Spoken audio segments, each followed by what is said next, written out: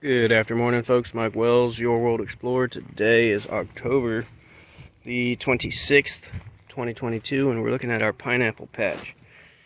Okay, weird thing about this pineapple patch is we have a straggler right here.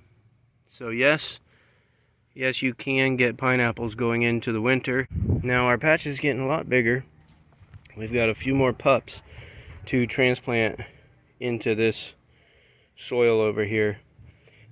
As you can see, they're out in the full sun. If you look up, full sun, they get sun all day pretty much, except for a little bit in the morning. They get shaded from that tree.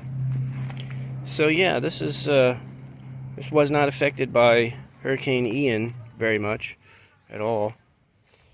So very resilient. The pineapple, they love sun, they don't like a whole lot of water, and if you stick to those conditions, they'll thrive.